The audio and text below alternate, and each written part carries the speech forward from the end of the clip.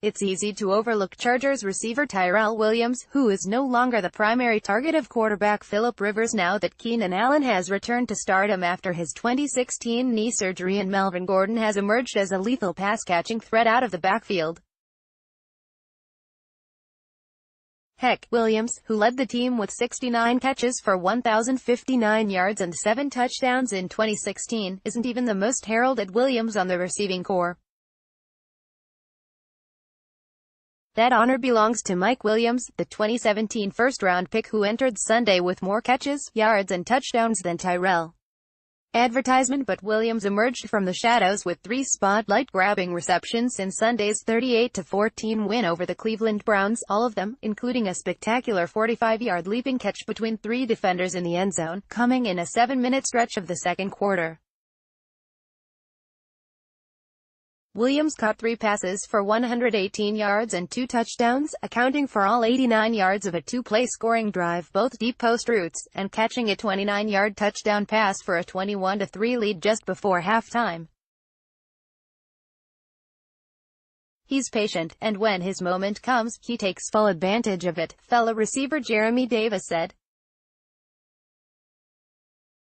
"I was happy for him, because he kind of spoke it into existence. He was like, man, I just want to have a 2-touchdown game, and it happened.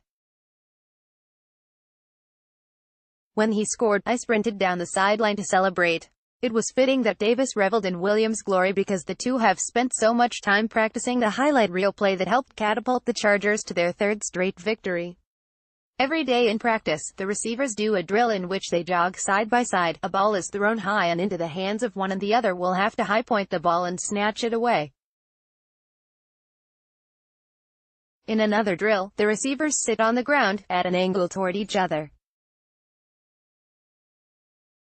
A ball is thrown, and one receiver will have to snatch it off the other's helmet.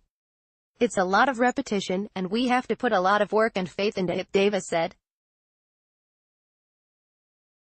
"I was happy to see it come to fruition on the field.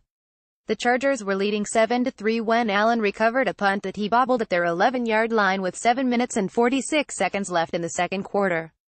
Rivers dropped back on first down and had enough time for Williams to create some separation from the Browns secondary.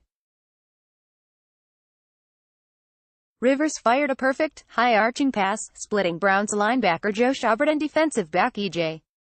Gaines. Williams made the catch in stride for a 44-yard gain. It was right where it needed to be," Williams said of the pass. "I just had to make the catch." On the next play, from the Cleveland 45-yard line, Williams ran the same route but from a different formation. Rivers, with ample protection, drifted toward his left, stepped up and fired long, this pass seeming more like a Hail Mary because it was thrown into triple coverage. Williams leapt between Schobert and defensive backs Derek Kindred and Demarius Randall in the end zone. He got his hands on the ball and wrestled enough of it away from Kindred and Randall to be rewarded with a touchdown that gave the Chargers a 14-3 lead 6:34 before halftime. Under NFL rules, a pass caught simultaneously and retained by players from both teams belongs to the passing team, much like a tie goes to the runner in baseball. "I saw it hanging. I thought the guy in front of me mistimed it, so I tried to elevate as much as I could," Williams said of the pass. "I got a hand on it and I knew if it was going to be a tie, it would be me in the end zone. So I just had to try to make a play." Advertisement on the sideline. Chargers coach Anthony Lynn had flashbacks of similar plays at the team's training facility in Costa Mesa. "I see him working at it every day outside my office on the field, high-pointing balls, Lynn said.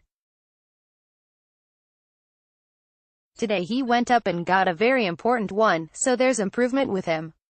It's something that didn't come natural to him. It's something that 1 year ago, you wouldn't have seen from him. This guy is developing into a complete receiver, and his work ethic is as good as anybody's on this team." Later in the period, on 3rd and 6 from the Browns' 29, left tackle Russell Okung came out of his stance well before the snap, but a false start wasn't called. Rivers threw into the end zone for Williams, who scored on another post pattern, this time out jumping Denzel Ward for a 21-3 lead 57 seconds before halftime. A chorus of boos rang down from the crowd when Okun's infraction was replayed on the video board. Cleveland coach Hugh Jackson said after the game that one official admitted to him that the crew had missed the call. "I didn't see Russell move. I just saw the snap and was trying to get there as fast as I can," Williams said. "He didn't call it, so it couldn't have been a false start."